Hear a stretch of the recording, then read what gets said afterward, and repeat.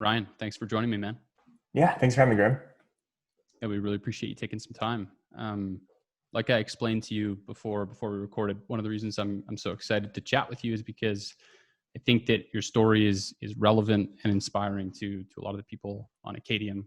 You built a successful business that importantly started as a bit of a side project.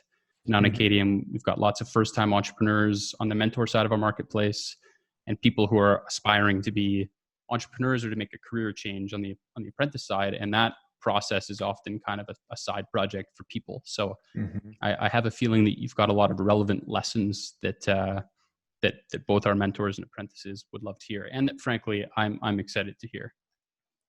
Yeah, it's I have a lot of passion and interest in supporting entrepreneurship, supporting people getting their first career, their first like foot in the door. And anyway, I'm not going to promote Acadium too much on this podcast, but there's a reason why I had was is proud to be an investor in the company. So we can talk about that maybe more later on. Can you talk me through the process for you of identifying that you wanted to start Product Hunt? How did you determine that was something that you wanted to work on?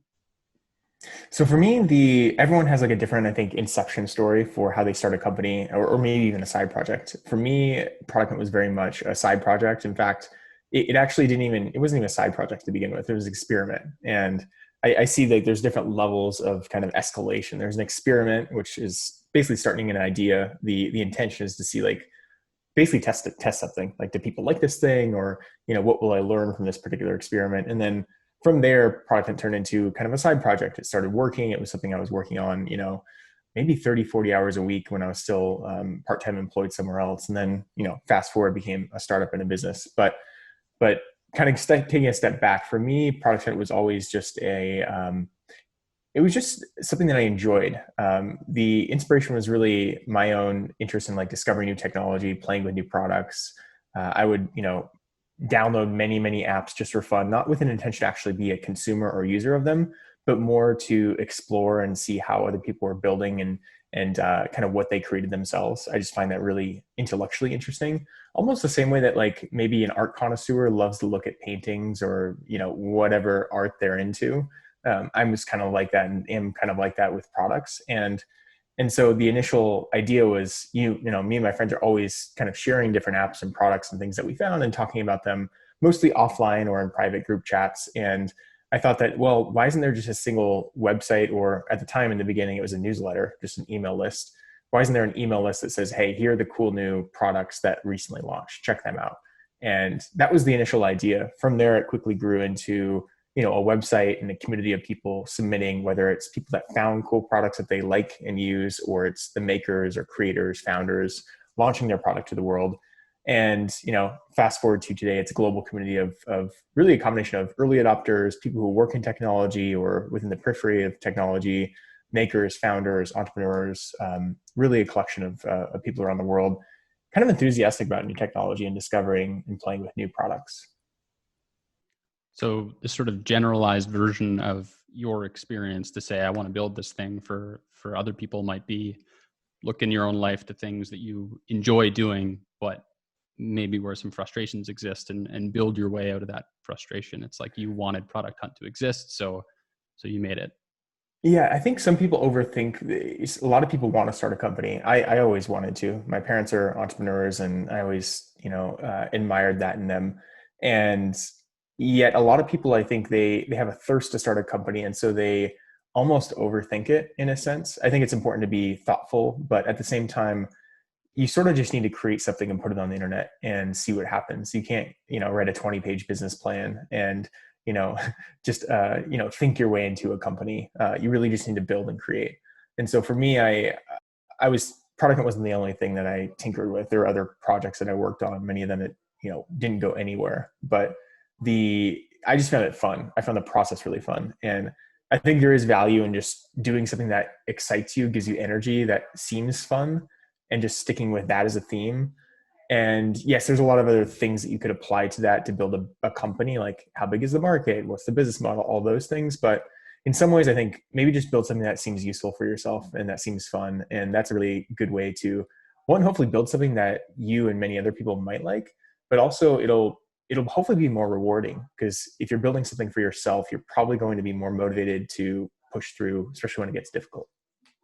I think the two really important points in there are, doing things that are fun for yourself. Because speaking from not extensive experience, but a bit of experience working in startups, it can be really challenging sometimes. And if it's not something that you find fun, you're probably gonna give up pretty quickly. And when you're sort of ideating, the idea of tinkering is interesting. I know that you did a ton of that even before starting Product Hunt.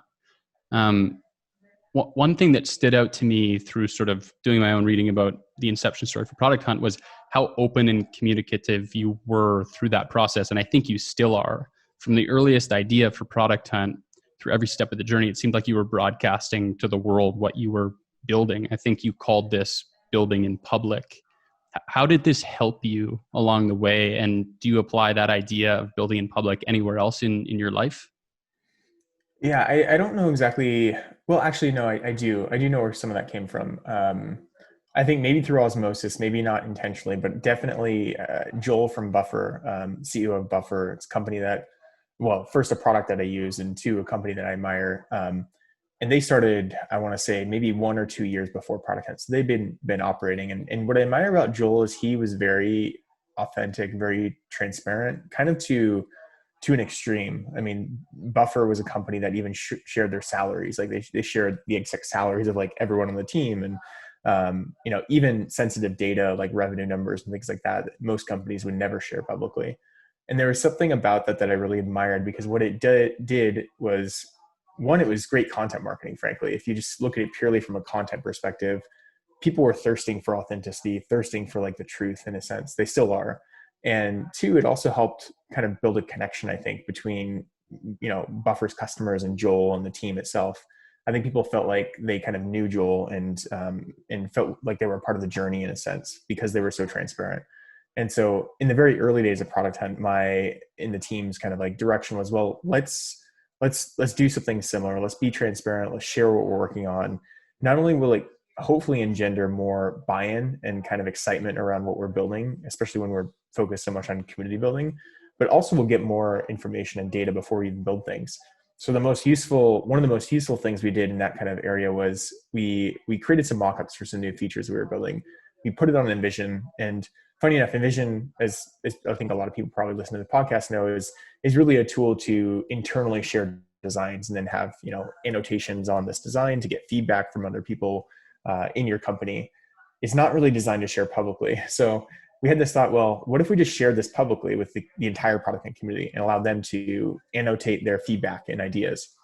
And so we shared this mock-up, send it out to our email list, and I can't remember how many comments we had, but there were hundreds quickly within the first day. And you just look at the mock-up and there's these red dots like all over the place. And all of them were giving us feedback on some of it very tactical, small things. Like, I don't really understand what this thing does here. Can you explain that? And that indicates, okay, this isn't as intuitive as we thought it might be. Or some of them would say, come up with other feature ideas based on the input. And so that was really helpful, because this was before we even wrote code. It was just a design. It was just a mock-up. And it allowed us to, in some ways, really iterate with the product and community itself to try to better understand what are the issues that might come up before we start writing the actual code itself, or what other opportunities should we be exploring along the way. And so, yeah, there's things like that. I mean, we also hosted a podcast early on, and that was also, partly just because I thought it'd be fun. I always wanted to host the podcast, but I think it also helped create a little bit more of a connection. I think audio and hearing someone's voice is a more intimate experience. And the way that we did that also was not your typical interview style. What we really tried to do was more of a conversation about technology. So it was almost like we were bringing the product hunt community in a room with us to kind of like be a fly on the wall as we chatted about tech and trends and things with, really well-known people or like innovators in the space. On the note of feedback and getting ideas from people, which is inevitable when you put your ideas out there, how do you personally go about prioritizing feedback? How do you sort of find the signal in the noise of everybody's opinion about what you're working on? Yeah, that is always a hard one. So the thing about the product and community, it's both a gift and a curse, is that the gift side of it is that it's a lot of makers, founders, people who have built products before, people who are really excited about technology and also have an opinion and an idea. And so getting feedback is actually pretty easy relative to, I think, most companies or communities. The downside is that also they all have an opinion and you have to then filter through, okay, well, what makes sense and how do you sort of synthesize like the input and the feedback that they're giving you. And that's true for any, external feedback. So for us, I mean, one thing is I think it's important to have a perspective and like a vision and direction that you're going. If you are 100% reliant on user input, what you'll do is essentially just start iterating on, um, you know, features, and you'll never really hit that next slope of growth or that next kind of like evolution of the company. And so I think you need to look at everybody's pieces of feedback from that kind of lens, and then from there, I mean, a lot of the way that we try to think about things is in systems, especially when it's a social product or a community driven product, and try to think through, well, how does each piece or each feature or each change impact the rest of the system and the rest of the kind of like experience. And that's really hard to articulate in a very like catchy one liner like blurb, frankly, but it requires just a really deep understanding of, I think, the user, and also just how does the system work, what makes it work, what makes it not work in some cases. And then from there, when you get to specific feature ideas, there's a lot of different models that you could use. I think one way to frame it though is trying to figure out, okay, well, this feature, what is its intention? What's the metric that it's trying to move? And I think it is helpful. Almost every feature is going to move multiple metrics, but usually there's one metric that it's primarily intended to move. And I think it's helpful to almost focus entirely on that one metric, and certainly consider the others, but also think about, okay, what is the metric for this particular feature, and what is the estimated impact of that particular feature change. So if it's revenue, let's say, how do you try to back into like some sort of estimated revenue number? And you'll never be exactly right, but what you'll find is oftentimes certain features, you'll be able to easily cross them off your list because you'll do the math and kind of work backwards, and you'll realize, well, actually this will increase revenue by maybe 5% if we're lucky. Like that's probably not worth investing in. And another important part about startups too is when you're in the early stages, you never really want to invest in anything. It's like a 5% marginal improvement unless it literally takes you like 5 seconds to do. You should primarily be working on the things that, probably won't work, but might have a 2, 3, 5x kind of impact on the business. And so anyway, there's not like a clear cut answer in my perspective to like that question, but there's a lot of, I think, different factors that we consider. And at the end of the day, you have so many different opportunities. If you're thinking creatively, there's a million different things you could do. So figuring out what to prioritize is like actually the hardest part of all of it. A lot of people in the Acadium community, or almost everybody on the apprentice side, is coming to Acadium to try and build a future version of themselves. There's a gap that they're trying to fill, whether it's because they want to make a career change or they're trying to get their first job. The job is up here and they're somewhere else, and they need to figure out how to close that gap. When you started with Product Hunt and got some early success and brought on investors, I'm sure there was a ton of pressure. And I'm sure at times it felt like, okay, I need to learn a lot of things to make this work. If that's the case, how did you deal with gaps that you identified in your skill set? What did you do to close those gaps? And if you can remember specifically, what were some of those gaps? The biggest thing is hiring, frankly. And I don't know any other way. Well, there are other things that you can do to close your gaps and lack of skill set, but the biggest leverage that you're going to have is building a team. And ultimately, as you scale too, you hopefully hire more specialists. And in the beginning, very much we're a generalist team, and we still are in the sense that we're only like 20 people at Product Hunt. But over time, you ultimately should be hiring people who are specialists and experts in areas that you are not. So for me, I was fortunate to, eventually get enough traction where we could raise money and then pay for people's salaries. And that was actually the entire purpose of venture. It was, yeah, there were other benefits to raising VC capital, but really it was to get money to pay people because I had not very much money in the bank. And so, in certain areas, I'm not an engineer first off. So like one of the biggest needs was engineering talent. And I was fortunate to have like Andreas come on as CTO, and and then build an organization and engineering org around that.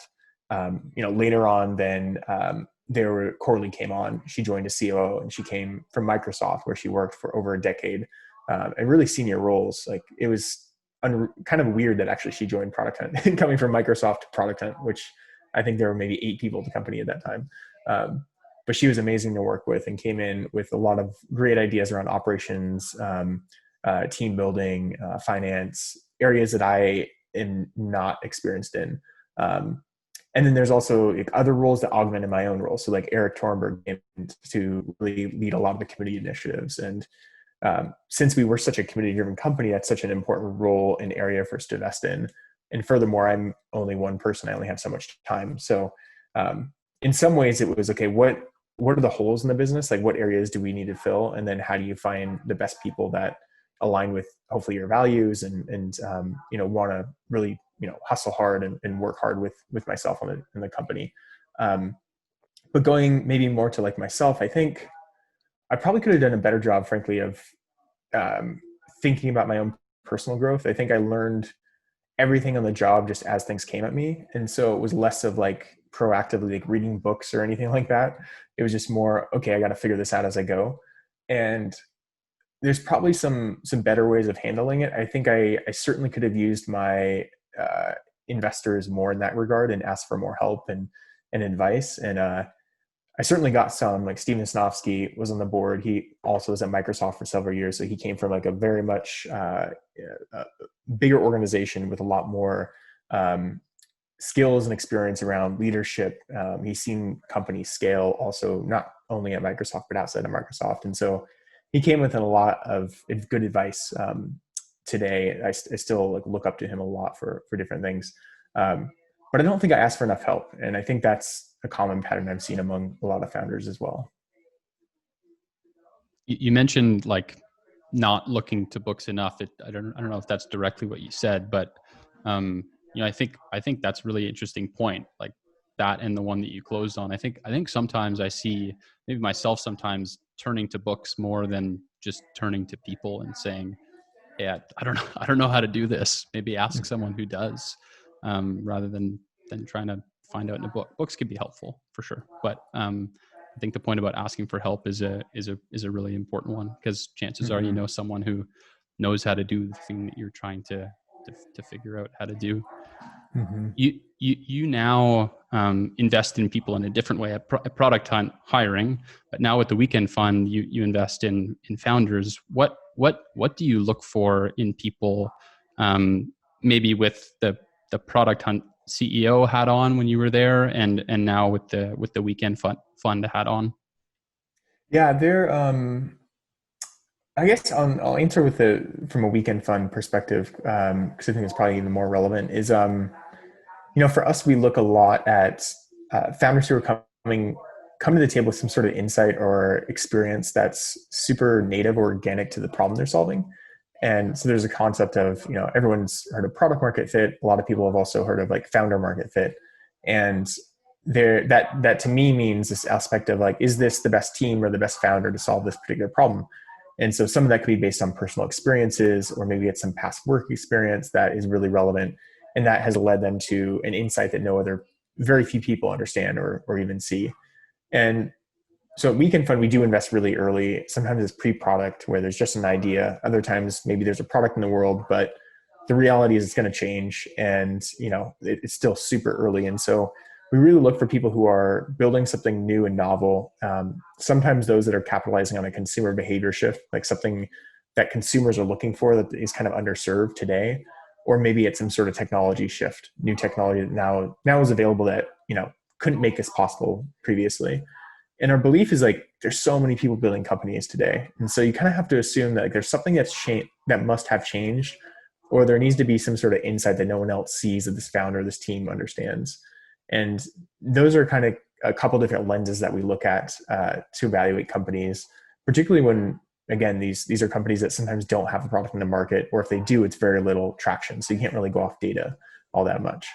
And the other kind of lens that we do look for is like, we try to understand like, why are they building a company? One question I love asking is like, you could be building a million different things. Why are you building this? And it's very fascinating to hear the answers. Sometimes you hear, sometimes you can try to pull out, like, are they just building it because they just want to build a company, and it's not like a mission or something they're actually authentically passionate about, and that leads me to be a little bit concerned that maybe they'll churn, they'll give up, when things get really hard, because it will. um, uh, and so, yeah, there's a lot of different factors that kind of go into, I think, that evaluation process. On the product side, when it comes to like recruiting, it's slightly different, because in those scenarios, you're usually looking for someone to fill a very particular role. And in those cases, I don't know if I have anything super insightful to say that hasn't been said before, other than, do they have, are they the highest skilled person that you can find for that particular role? And do they illustrate the qualities and the culture and the things that you're looking for in a team member?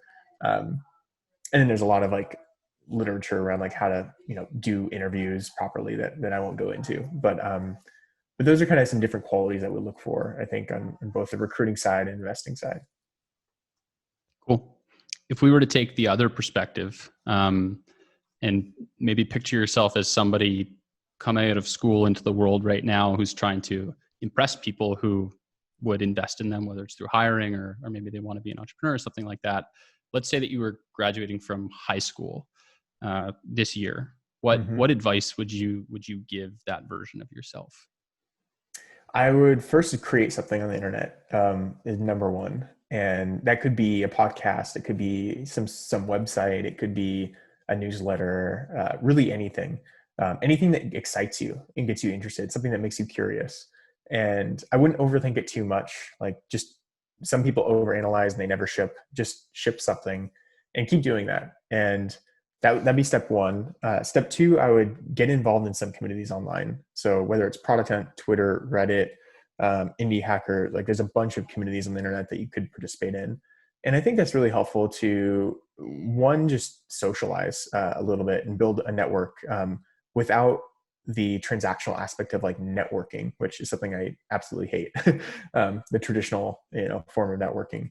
Because I think what will happen is you'll create a lot of serendipity, and maybe nothing will come of it, in year one or year two or even year three.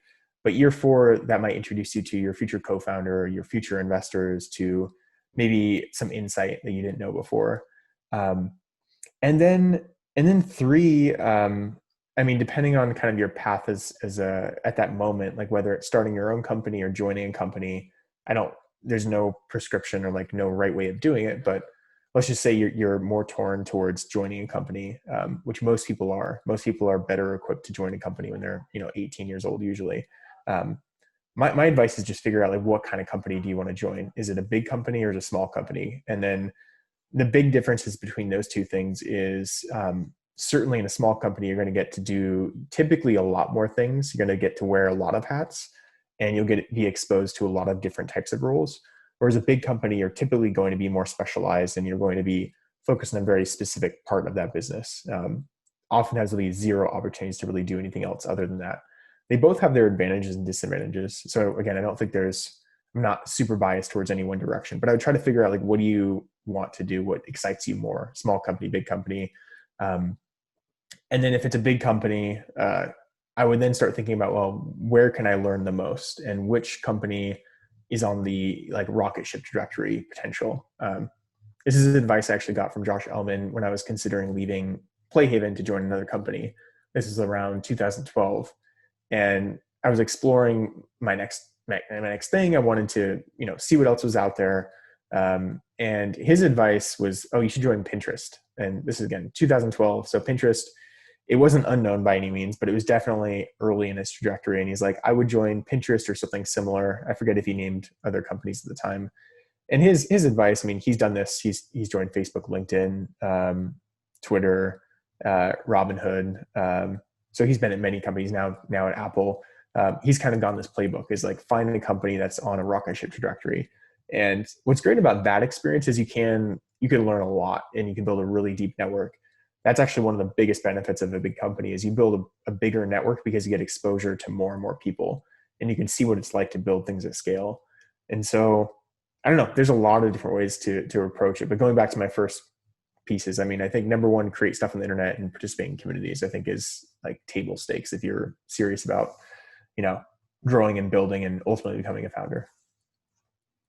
Would you, with certainty, go to college or university, or are you unsure? How would you think about that decision if you were coming out of high school? I'm pretty bearish on college, and I say that as someone who graduated from a school.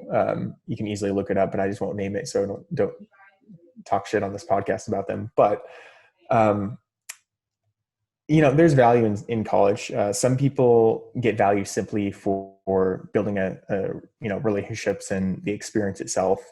Some people use it as just time to grow and learn. But from my experience, I feel like college is very inefficient, in my opinion. 4 years is a very long time, and my experience also getting a business degree there with a focus on entrepreneurship was completely irrelevant. And in fact, it was net negative for my actual founder journey. And the things that they taught were completely irrelevant to what it's like to build a startup.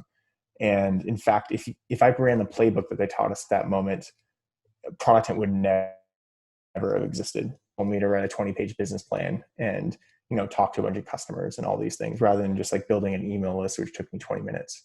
So I don't know. I'm pretty pessimistic about a lot of things in college. Not to say that I'm totally against it, but I have a much more strong bias towards getting actual real world experience. And that's partly what is exciting about Acadium, is like giving people an opportunity to get hands-on experience doing actual work with people who are actually doing the job today, rather than reading textbooks and going through theories, with professors who haven't built companies before. And so that's my perspective on college. I think everyone have a different view, but I just don't think it's efficient, and I think it's way too expensive. And I feel really sad for people who get out of college, with $100,000, $200,000 in debt with very little actual skills that are useful in the marketplace. Yeah, I appreciate that perspective. I mean, you probably know our perspective at Acadium, but without going into much detail, I think it just totally depends what the outcome is. If you want to be something that requires a professional designation, it's probably not going anywhere anytime soon. If you want to be a doctor or a lawyer, but for all sorts of other things, where there are really sort of in demand jobs, those skills are not easily, but they're acquirable on the internet for a lot less money over a lot less time. Mm-hmm. I think We've the big hole that's missing right now for a lot of people is the lack of community and the kind of structure and the network around that. And so you can learn pretty much almost anything on YouTube. Yeah, maybe you're not going to become a doctor like or a surgeon on YouTube. That's for sure true. But there are a lot of things that you can learn through YouTube. I think that the challenge is that community piece. And that's why I highly recommend participating in communities and getting involved in communities. And I think it's a great supplement to the learning experience as well. Yeah, I think that's a really interesting point. It's hard right now to find community, given that we're all working from home. I know that you wrote a blog post almost exactly a year before we were all sent home because of the pandemic, called "The Problems in Remote Working." You've experienced remote work at Product Hunt, being a distributed company, and you went to write this blog post. I think you went to Twitter to ask people, what frustrates you about remote work, and now you're experiencing it like the rest of the world. Through those different experiences, what have you learned about remote work? And I think this relates to the community piece, because at least for me, before the pandemic, community meant seeing people physically. I wasn't a member of many online communities before the pandemic, and a lot of people are trying to figure out how to adapt. But just more broadly, how do you approach remote work, given all these experiences that you've had prior to the pandemic working remotely? Yeah, it's a really interesting shift. So for context, for those that don't know, Product Hunt's fully distributed and has been, from the beginning, or mostly distributed, I should say. We used to have an office in San Francisco with about a third of the team or so, and the rest distributed around the world. And today, actually, we have at Product Hunt, except for Josh, well, actually 2 people now are in San Francisco, but everyone else is spread out from India to Canada, France, Bulgaria, so all over. And there's so many benefits with that, like tremendous benefits. You can hire anyone in the world. uh, there are some subtle benefits that people don't realize. Like there's no such thing as like FaceTime culture as well. And, when you have an office, people feel like they have to be in the office, even if they're not being productive or working. Like that doesn't exist. And so what you see is the actual output. And in some ways, like technically, I really don't care how many hours you work as long as you're performing really well and the output is good. And in distributed work, that's mostly what you see. It's less about the input. And so anyway, there's a lot of, I can go on and on about the benefits. Certainly the challenges are documented pretty well, especially now. Loneliness, people, especially if they have kids at home that, during right now, maybe aren't in school when they normally are. Like there's a lot of challenges, more difficult for certain people. But the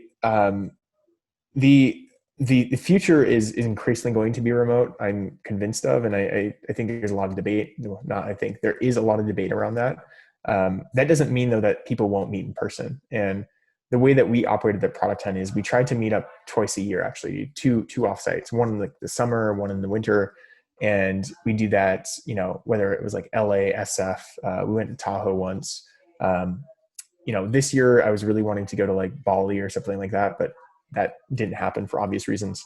But I think that is really important. So remote and distributed work doesn't mean you don't meet up in person. And the value of meeting up in person is tremendous. There's this human element where you meet someone for the first time in person, where you can actually, share a dinner with somebody or go, in the case of like Tahoe, some people went snowboarding together and enjoyed their time and actually, got to know each other more deeply.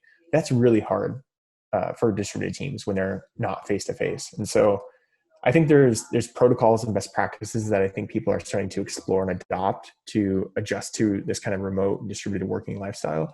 But ultimately, I see more companies moving that direction because the biggest thing is people demand it. Talent is demanding it. I have a friend who's getting really well paid at one of the big companies that everyone knows and probably uses on a daily basis. And he has an offer at another company, and it's the company's asking him to move to California, back to California. And he told me privately, he's like, I would take a third of the salary if I could stay in the state that I'm in, and not go back to California, like a third. And so that was just like a, sample size of one, but a good illustration of like these really talented, high demand people are wanting this type of lifestyle. They're wanting this flexibility. Not everyone will, but a lot of people will. And if you look at it purely from a market sizing perspective, if you only hire locally, you're limiting yourself to maybe 1% of the talent pool, maybe less. Whereas if you're hiring globally, now you have, essentially the entire world to hire from. And so if you have great processes, your team is just going to be better if you do it right. So that's my perspective. And a lot of people are convinced that, you can't build a massive company when you're fully distributed. Very few companies have. But I think this is also kind of a different time where people are now getting used to this and being forced to adapt. If you were to join a company during the pandemic where your onboarding were to be fully remote, would you do anything specific to help that process? I ask partially just for my own curiosity. Like I think it's relevant to anybody who's listening right now, but for us, we're adding to the team and we're really thinking about, okay, how do we make a great onboarding experience for people when they join? So I guess you Mm-hmm. could take the question from either perspective, either as an employer onboarding people remotely, or if you were joining, what you might do to make sure that you get sort of the same things that you might just automatically get joining a company through the water cooler conversations Yeah. as a new employee. Yeah, there's one very tactical thing that we do, and it's not that I don't think it's that creative, but it's really effective. And so we do Monday calls at Product Hunt. Every Monday we do kind of an all hands kind of team sync. And that's where we typically do like show and tell demos. Here's what we made. Here's what's coming up. Here's some designs. Here's some other updates, and those types of things. But when we have a new teammate joining, what we often will do is, in our Brady Bunch style kind of Zoom chat, we'll go around and everyone will introduce themselves briefly, like who they are, what their role is, where they're from, so where they're located.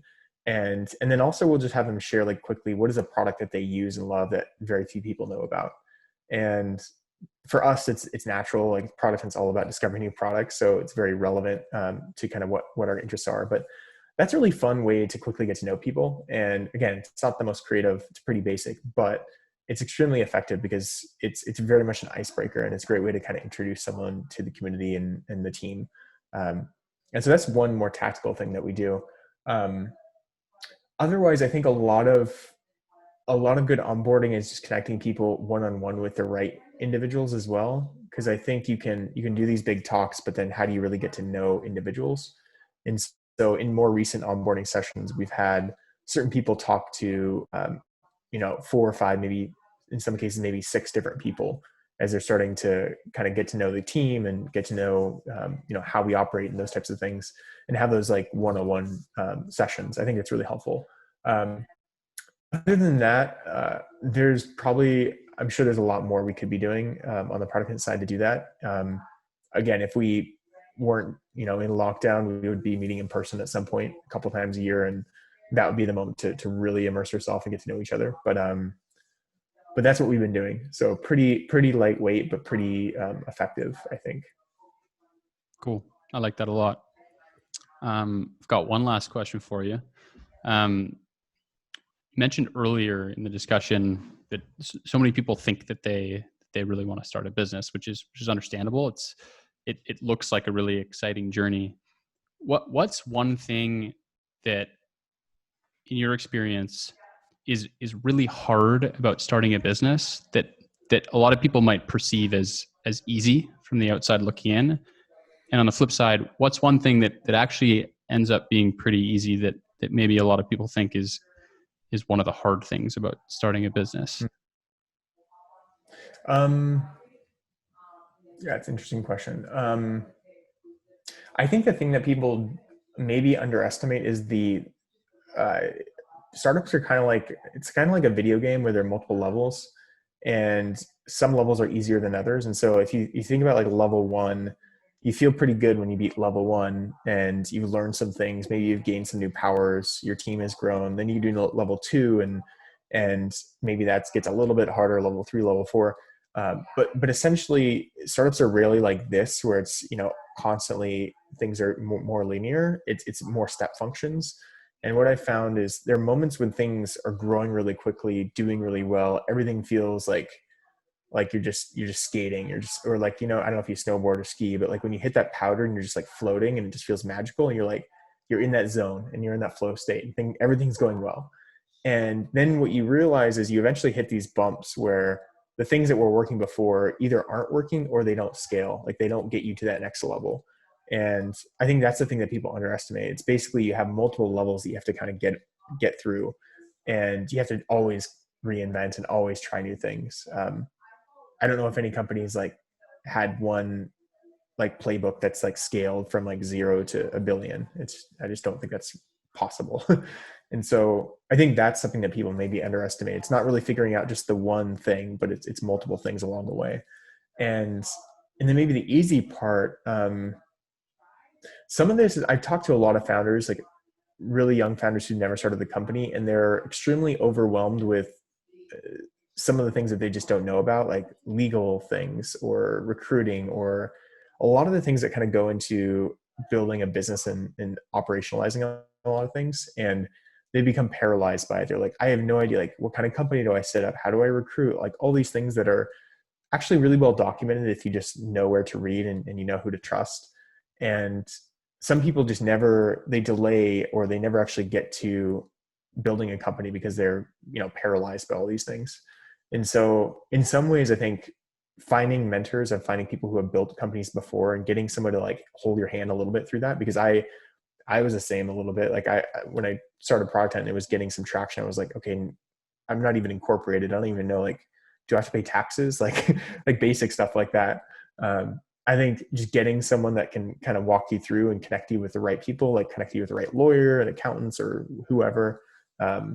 I think that's really helpful, but it shouldn't be something that stops you from like starting a company, because that's actually easy stuff. It's really, really easy. Awesome. Ryan, thanks so much for taking the time today, man. I really, really Yeah, appreciate it. you bet. Thanks, Graham.